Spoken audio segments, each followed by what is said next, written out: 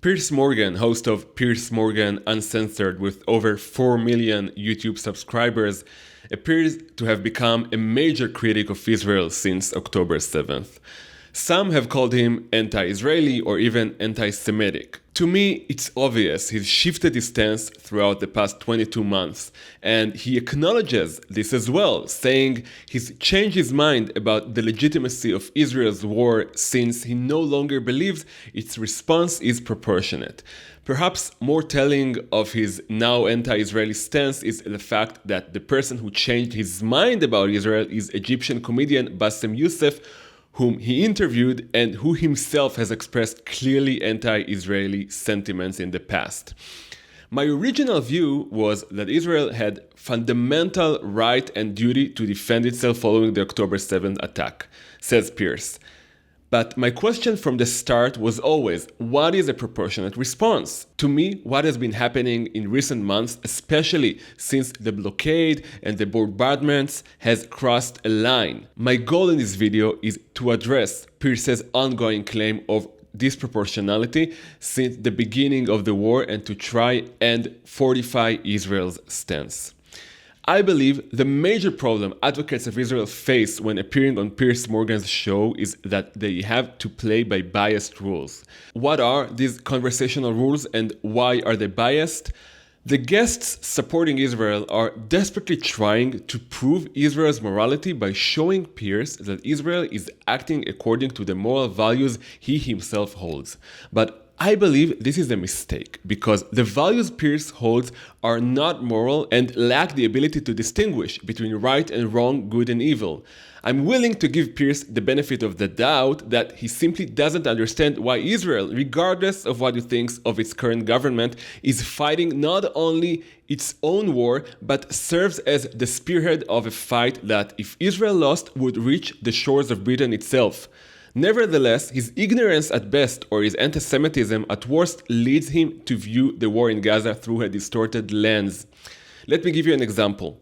Piers is vehemently pushing the proportionality argument, meaning that Israel should exact from Hamas and the civilian population in Gaza a proportional price to what Israel paid on October 7th, the killing of 1,200 people, most of them civilians. What constitutes the proportional price remains unclear, but it seems Piers has decided that Israel has crossed the line and therefore has lost its legitimacy to continue fighting.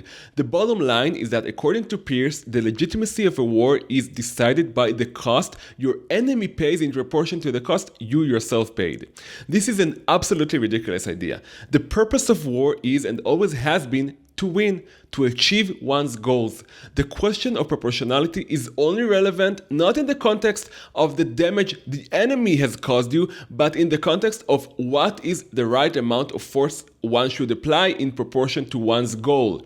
It seems to me that Piers views the conflict between Israel and Hamas as morally symmetrical rather than recognizing that Israel shares deep and vast moral common ground with Britain and the West as a whole, while its enemy Hamas and frankly the Gazan population as a whole holds utterly opposing moral beliefs. To mention just one example, their disregard for human life and their willingness to sacrifice children for the sole purpose of blackening Israel's reputation. Piers treats Israel and Hamas like two kids fighting in the schoolyard where each side has its own justification, there is no clear protagonist and no clear distinction between who's right and who's wrong. I believe the reason for this moral obfuscation is that Piers and perhaps the Western world as a whole lacks the mental tools to grasp and understand the motivations of the enemy Israel is facing. It simply cannot detach itself from the paradigm that wars are fought between two sovereign states that eventually want each of their peoples to live in prosperity and peace. He treats Hamas as if it were a government like France or Germany and the people of Gaza as if they were people with the same aspirations as the French or German people. But he only thinks this way because he is blinded by its conviction that everyone wants the same things as the West does. The Western population cannot fathom that not all people want their children to receive proper education and someday become doctors or software engineers. Hamas and the Palestinian population as a whole are not playing by these rules, and therefore the rules of proper conduct in war cannot be applied to this conflict. International law assumes all parties are rational and share at least some values, that human life has value, that there's a distinction between combatants and civilians, and therefore that acting against combatants should consider the number of enemy civilians killed in the process. Another rule prohibits treachery in basic categories of protection, meaning one cannot disguise oneself as part of the Red Cross to infiltrate and kill the enemy, nor can they pretend to surrender and then attack. This obviously assumes both sides accept the value of trust in certain symbols. The last but equally important rule of international law is that reciprocity is not a condition, meaning that even if one side violates these rules, it does not permit the other side to violate them as well. This means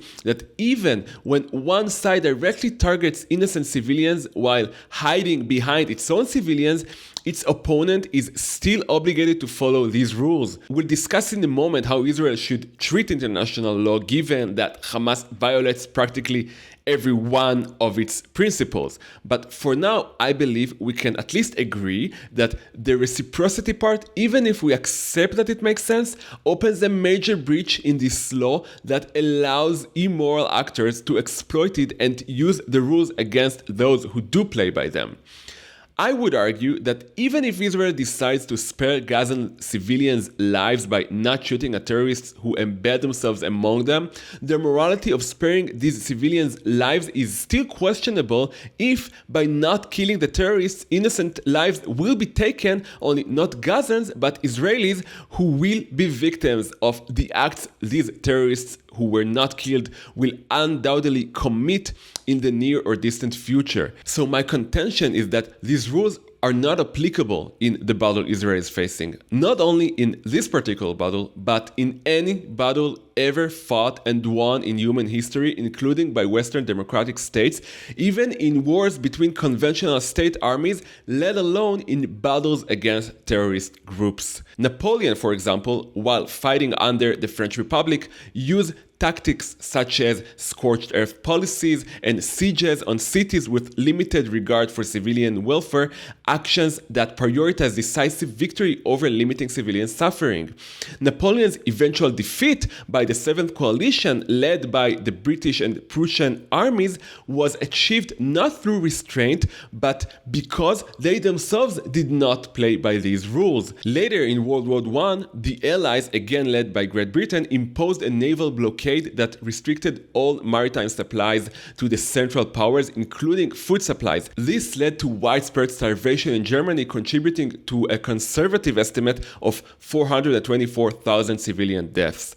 Great Britain, again, this time in World War II, responded to Germany's aerial attacks on London by destroying much of the city of Dresden, causing 25,000 civilian deaths. In 2002, George Bush argued that the Geneva Conventions did not apply to Al-Qaeda or the Taliban because they were not part of a recognized non-international armed conflict. The Geneva Conventions created rules for combat between states and non-state actors, which include distinction between civilians and combatants, proportionality, and humane treatment, which means, among other things, no torture. So Bush's claim that the United States was not engaged in a non-international armed conflict, according to the Geneva Convention's definition, permitted the United States to apply methods such as detention and torture, as they did at Guantanamo Bay, or heavy use of artillery and airstrikes in dense urban areas, causing massive civilian casualties, as they did in Iraq and Afghanistan, or by calling captured terrorists unlawful enemy combatants, thus denying them prisoner of war status under the Geneva Conventions. One must understand, therefore, that the moral standards Piers and many of his viewers around the Western world apply to Israel in its fight against evil terror groups were never applicable in any war ever won, let alone in battles against terrorist groups. Not only that, but they were created in the first place by a post-traumatic Europe, not in order to make sure that good continues to prevail over evil, but to prevent wars altogether altogether, Europe is so averse to war and any sort of international aggression that it has allowed hostile populations of millions of Muslims to enter its countries and propagate their hateful, murderous, and decadent beliefs. Western European countries' policies have led to increased anti-Semitism and anti-LGBT attitudes compared to the local indigenous population, and to acts that clearly demonstrate very different attitudes towards women's liberty, such as the massive sexual assault in Cologne, where 1,200 women were assaulted by Muslims over New Year's Eve. These international rules have been put in place by a reactionary post-traumatic Europe that mistakenly equated traditional moral values such as the distinction between good and evil and the idea of nationalism with the tragic results of World War II. World War II was instigated by a fascist regime that alienated itself from the West, not by the West suddenly becoming rogue. Nevertheless, this is something that Piers's utterances in the past few months have led me to believe he has forgotten. But anyone who cares about Western values should make sure to remind themselves and not forget that Israel is at the forefront of a battle that serves the whole of the Western world, and that if not won decisively, the occasional clashes between cultures Europe has experienced thus far will evolve into an all-out war. Thank you for watching.